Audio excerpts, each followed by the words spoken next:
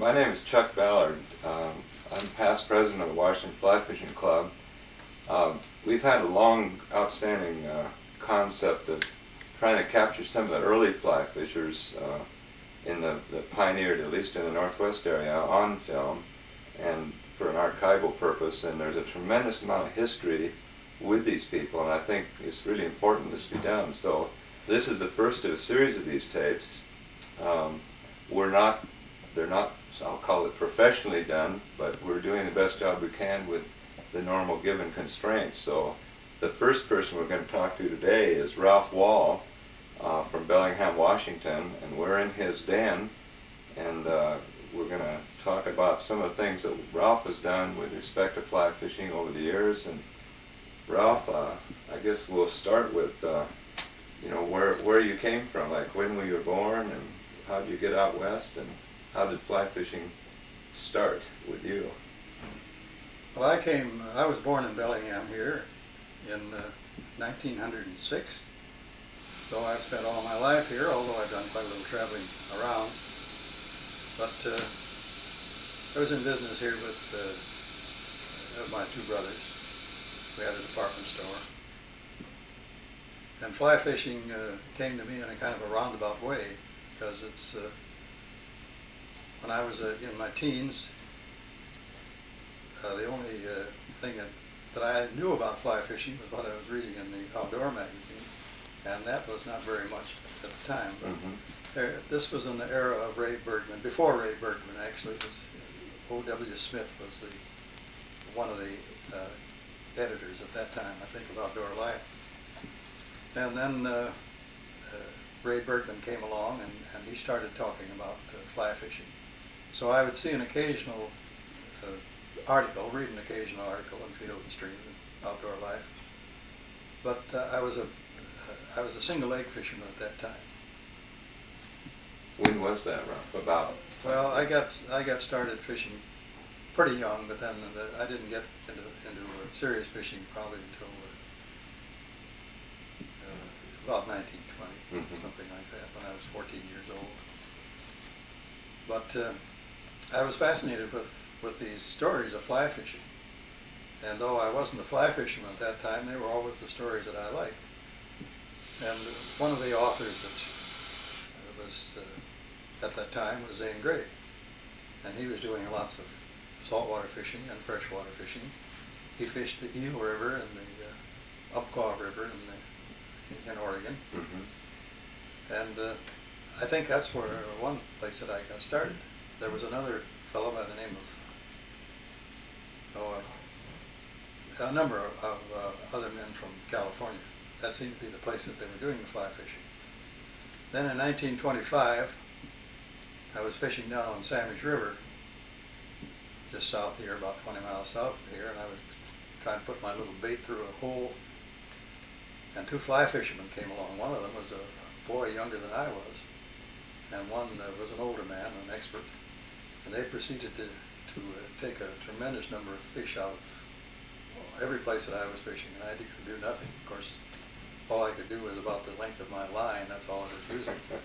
Two split shot on them. So from then on, this was a revelation to me, and I decided I was going to learn how to fly fish. So I came back and went out to Whatcom Creek. There's little falls out here in Whatcom Falls Park. And I put on a fly, and I cast out beside a big rock, and the first thing I knew, I got a 3.5-pound cutthroat. Wow. And that was the only fish I ever took out of there, after probably a dozen times. But from then on, I was able to get started in fly fishing. And by 1930, I was tying all my own flies and fishing the Skagit River, Stillaguamish. And did you find that you got started? What really got you turned on? Was it catching steelhead? Because I know you probably caught as many or more steelhead than most of us will ever see in our entire lives. But is that really one of the things that was more of a motivator than just the fly fishing? Or? Well, most of my fishing at that time in the rivers was for cutthroat. I knew nothing about steelhead other than we caught them in the wintertime around here. Uh-huh. I did catch a little winter fish in a stream that flows through Bellingham here, little Squalicum Creek, had a little pool there. And I went out one morning and used some bait, and I caught a 3.5 pound steelhead. And that was in 1927, I can remember that date. But after I got started fishing with a cutthroat in the Skagit River, soon after that I started on steelhead in the Stillaguamish. I was fishing steelhead in the Stillaguamish probably in 1933, 1934. And then in these field and stream contests that they had every year, they listed the streams and where the big fish were taken. And the Eel River was one of them down in California, Northern California. And they were catching them in the wintertime. See, up to that point, they were not taken in the wintertime, at least around here, on flies. So I kept watching those, and I decided, well, maybe there was we could do something like that up here on the Skagit. So I started in 1935 on the Skagit. I didn't catch a fish for several years, but I hooked a couple of them. And eventually I caught one of very close to 17 pounds. In 1939 was my first big First steelhead then, on a fly? First steelhead on a fly. I see. Well, not the first steelhead on a fly, the first winter steelhead on a fly. I'd taken steelhead on the fly for 5 or 6 years before that in the Stillaguamish. But I got the taste of that one big fish was enough to get me started. And from then on, I fished everywhere for steelhead. I fished, used to go to California and Oregon and up in British Columbia, Vancouver Island. So I had a friend, Judge Olson, Ralph Olson, and he was also of an inquisitive nature, and between the two of us, we covered a lot of water around here and found lots of places to fish. And so I've been fishing steelhead now from 35 until about 1978, I think, was the last steelhead I took. Tell us about some of your I don't want to call them old cronies because they weren't really cronies. They were probably some of the other more famous people in the fly fishing worlds, maybe like some of your experiences with Enos Bradner. I know Enos was a journalist with the Seattle Times for a long time, and I believe, did he have his own sporting goods shop also? No, Enos had a bookstore. Enos came out of Michigan, and I met him somewhere in that era, in that time frame, in the mid-30s. And he had a cabin on the Stillaguamish. The old cronies you're talking about now are the fellows that had cabins in little places on the Stillaguamish up by Deer Creek.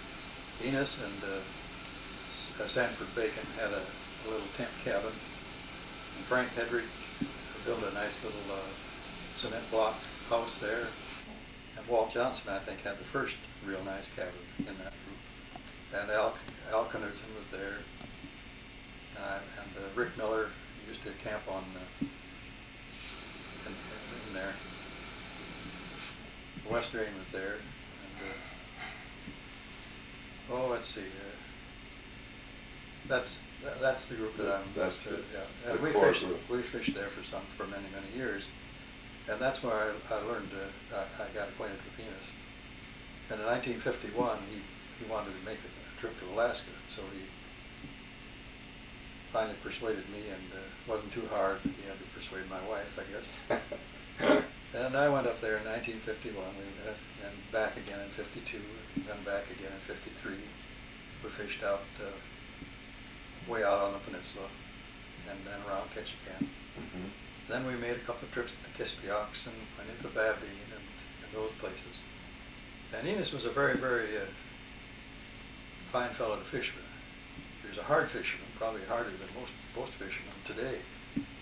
So if you fished with Enos, you learned how to not to try to keep up with him physically, because he would start off in the morning and he would try to keep ahead of everybody. And of course, he didn't fish very thoroughly that way, but he covered a lot of water. And there were enough fish around at the time, and he caught lots of fish. But that group of men, I fished with them quite a little bit. And my judge friend, Olson, we traveled around quite a little bit. We fished out the Salduck and the Bogashio one winter. Went up on Vancouver Island, fished the Stampin River, and some of the ones that go on the east side of Vancouver Island. How about let's talk a little bit about some of the publications that you've been associated with, Ralph. I know that one of your friends, of course, was Roderick Haig Brown. And I know that you've also done some of your own publishing, including some that we had the privilege of looking at today. Some, I'll call them private collection of publications. Ralph, for what it's worth, is really interesting. He keeps a set of books, I guess, of his own fishing experiences, and he's a really fine photographer, which he's published a book, Come Wade the River. So you want to tell us how that project got started? Well, that was the result of having all these photographs. You can see the photographs on the wall here, and I've had this now for many, many years. And the idea of a book, I used to look at these sporting magazines, and I was never very thrilled with some of the pictures because most of them looked posed. They didn't look like the actual happenings. Mm-hmm. And I would sit down here and look at these pictures, and I'd say, well, I'd read one of these magazines, and I'd say, well, my pictures are better than those. And that way I think I built up my own confidence enough so that I started doing my own work. Now, I got into camera work, incidentally, about the same time as I got into fishing. And in 1936, when Kodachrome first came out, I went into color. And I used color slides for 18 years. I took one roll of black and white, 18 years, and all the rest were Kodachromes. And then in 1953, when I was in Alaska, I saw the kind of a camera that I could see what I wanted to do, and that was an Exacta. At that time, I don't think many people know what an Exacta is, but it was the first single lens reflex camera. Where you view through the lens, of course. Yes, it was a German camera, and the Japanese hadn't gotten to making their fine things for many, many years after that. But when I looked through this and see the full-size image, I realized then that I could use that camera and could do what I wanted to do. So then I went back to black and white, and I haven't taken a color picture now since, I think the last one was 1955. A long time ago. So it's been 30 years now that I've taken nothing but black and white. And I find that it's for me, it's much better than color, because now I can try to project what my feeling when you get out on the river. And that led eventually to having quite a number of my pictures published in articles by Roderick Haig Brown, which I was solicited by the editors for steelhead pictures. And they never told me who the article was written by. But two of them, one of them came out in Outdoor Life, and I had my pictures there. I had one picture, full page on one side in the Field Stream article, or an Outdoor Life, I should say. And Lee Wolf had one on the other side. He had an Atlantic salmon jumping, and I had steelhead jumping. And this was written by Roderick Haig Brown. And then a couple of years later, I had the editor of True wrote and said they had an article coming out on steelhead fishing. So I sent them some back there, and all at once here, Roderick Haig Brown had written this story too.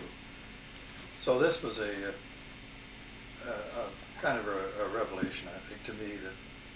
Then I eventually got around to the idea, well, I'd like to do something with a man like that. I want to do it with the best. And so I made a proposition to Haig Brown. They were down here on a visit. We had them here one weekend. We had the Haig Browns and the Tommy Breshaws and Enos Bradner and myself. That's a select group. So we had a very nice meeting. At that time, I proposed to him or I asked him rather, if he had a picture, an unwritten story that he might want to use something like that. So this is how we kind of got started. And eventually I made 2 copies of the book that would be named Come Wade the River. And I presented one copy to him at the first regional conclave of the Federation of Fly Fishermen at Ocean Shores in 1967, I believe it was. And he liked the book so much that he insisted we publish it. See, what I had done, I had taken excerpts from his book, what I thought would fit my photographs, and I combined them. And I made this all up in an original book. It was a big book, and presented it to him in a slipcase. So then, a few years later, I think it's 3 years later, the book was published. That's great. And it's a beautiful book, by the way. In case any of you haven't seen it, Ralph showed us today his secret hiding place where he's still got a few stash. So I don't know if you're willing to negotiate those, but it's a pretty impressive thing. Now that you brought up the subject, Ralph, we haven't really talked about the Federation, but I understand you were one of the people that were at the original meeting, the kickoff meeting for the Federation. Can you tell us a little bit about how that came about? Yes, the Mackenzie Fly Fishermen had been only organized a couple of years. They were an enthusiastic young bunch, and they wanted to do something like this. They wanted to have I don't know whether it was their idea to have a federation, but some of the officers wrote to these various writers in the East. Bill Nelson wrote to Lee Wolf and Ted Trueblood and a few of those, and some of them met together in Colorado, I understand, a year before the Federation was actually started. And they said, well, the Eastern people said, well, if you fellows have got the nerve enough and the energy to do this, sure, let's try to have a federation of fly fishing clubs, a group of them. I don't know whether that was the name at the time. So in 1965, they came to Eugene and held a 4-day group there. There were 12 fly fishing clubs at the initial meeting. The Washington Fly Fishing Club and the Evergreen Fly Fishing Club, I guess, were the only two from here, and there was half a dozen from California, and then there was some in the East, Theodore Gordon Fly Fishers of New York. And so that's where the Federation started. Well, I was invited to take some of put on a photographic display down there, and that was my reason for being there. There were I'd say about 12 members of the Washington Fly Fishing Club there. And the Federation was proposed at that time, and then the next year, in 1966, the meeting was held in Jackson, Wyoming. And that's when the charter was drawn for the Federation. I see. It was a year after the initial meeting. Yes, but we go back to 65 as the birth of the thing. Mm-hmm. And I might say that the Federation, right from the very beginning, that changed my complete outlook on fishing. When I could see what the problem that was being met in the East by some of these people, particularly by Lee Wolf and Ted Trueblood and Gene Andre and Ed Zern. Those are some of that I can remember very well. And they had gone through all these problems because fishing was pretty bad in the East, and they were working on ways to improve it. And they were so sincere about this thing that it impressed me tremendously. And I had a talk after the meeting was over, or the Federation was over there. I had a long talk with Lee Wolf, and I was very much impressed with his desire to do something about fly fishing. And I give him a lot of credit for pointing me in the right direction. Was the spirit of the initial kickoff? As we all know, the Federation's primarily conservation oriented. Were they pointing out any particulars on why they were having problems back east at that time? Was it a predation or overharvest, I guess I'll call it, problem, or more one of pollution and damage of the environment kind of thing? Well, I think they were, of course, they were worried about both pollution but primarily when you get too many fishermen of any kind, you have to have some restriction there. And they were of the opinion, Lee Wolf stated this right from the beginning. He said the trout are too important to be caught just once. That's good. So this was where they introduced the catch and release and this type of thing. And we had nothing out here at that time.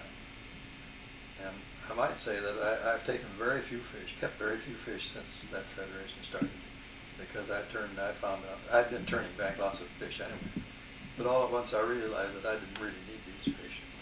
During the war, I did. During World War Sure. II, I had a family to feed, and I didn't turn very many steelhead back. Of course, maybe I didn't catch very many, but they were all utilized. Mm-hmm. But today, especially out in this part of the country, we have 2 or 3 times the population we have, and we have 10 or 20 times as many fishermen. So the problem is there are just not enough fish. Yeah, that's a chronic problem. I guess it always has been and always will be. But I think, you know, like you say, some of the things that you've done, you know, through some of your speaking engagements, you know, which have also led to another subject. Ralph has won several awards. I'm not sure all of them. I know there have been several presentations to you. Can you name off a few of those, Ralph? Like one I can see sitting behind me. I don't know if we could get it on camera, but it's presented by the Northwest Fly Fishing Hall of Fame to you by the Federation. It's one in particular, which I think says an awful lot about the man that's sitting here today. Well, this was presented 2 years ago down in Eugene at the 20th anniversary of the original meeting. And there were 5 presented to Roderick Haig Brown, Bill, I remember saying, I was there too. I was embarrassed, I can't remember. well, I've got it. Let's look at the name right here. It's got the other names on it. Oh, there we go. Yeah, we'll take a look at it here and see if you want to read them all. okay. They're on the back here. Okay, it's Roderick, the first year recipients of this award, which is this presentation of the Northwest Fly Fishers, or Federation of Fly Fishers Northwest Regional Council, presented to Ralph Wall. The original presentation was for into the Hall of Fame was to present these 6 people, I guess. I'll try to read on the back here. Roderick Haig Brown, Lou Bell, Al Knudsen. Those 3 were, of course, that passed on. And passed on. Is presented also to Wes Strain, Walt Johnson, and Ralph Wall. And that was the first presentation, I believe, wasn't it? Yes, this was the original. Uh-huh, yeah. I understand you also, you see, you received some club awards, of course. Well, let's see. I've got a couple of them there, yeah. The Tommy Brayshaw Award. Right. And then the Fletcher Lambeth Angling Craftsman Award. Right, and that's for your photography work. And believe me, we're surrounded by some of it, and we spent probably an hour before we sat down formally looking at some of Ralph's work, and it's really incredible. He's really a superb printmaker, and I think that's contributed a great deal to the sport, the published works. And Well, I only wished that there were more black and white photographers, because I think that black and white is so much more expressive individually. And I'd like to see a lot of some of the new photographers change, at least do some black and white work. can you make any recommendation as to what makes better printing? You're obviously an expert in this field. You might pass some pointers on some of those. Oh, I don't know that I could do it at this point. You almost have to be a hands-on affair to see it. But I think there's enough pictures out in the other room there. The larger ones, probably you could get on the camera there. Maybe you could get some idea. I don't know whether you want to talk about some of those. Or try to take a shot at some of those a little bit later.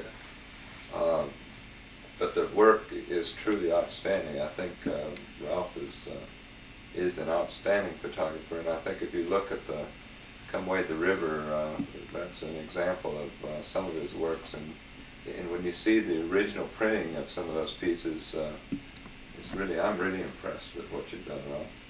Well, unfortunately, when you print them in a magazine or a book, they don't come out anywhere. The quality is not there. You lose the snap, as they say. Anytime that you can use silver as the image, it's going to be very, very much better than black and white. than black and white printing. But yeah, it's been a part of my fishing.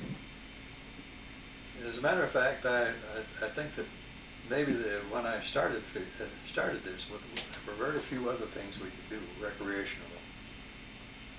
Remember, I'm going back now to before the birth of radio, as far as we know. I'm going back to all those things. All those things have come along in my lifetime. The automobile was practically, well, I think the first automobile plant here was the year I was born, 1906. So all these things have come along, and it's been pretty hard for one brain to assimilate all this stuff, you know. But in photography, as in fishing, you see, we had the few of us that did fly fish around here, and that wasn't very many, we had to go out and do all these things on our own. So we had the fun of doing it. You call that pioneering now. Actually, it was just lots of fun. So we had to make our own flies. We had to figure out these. We built our own, some of us built our own rods right from scratch. I used to take and build fly lines out of various weights of fly line, small pieces, in order to get these tapers that we have now. And all of these things were done, and that was where the fun was. I don't know whether there's this much fun anymore now when you go out and buy everything built. These beautiful things and start right at the top. You know, and start on a worm or anything like that, which we did. But nowadays, I guess there's too many other things to be done. But then, in my generation, this was a fun thing. Was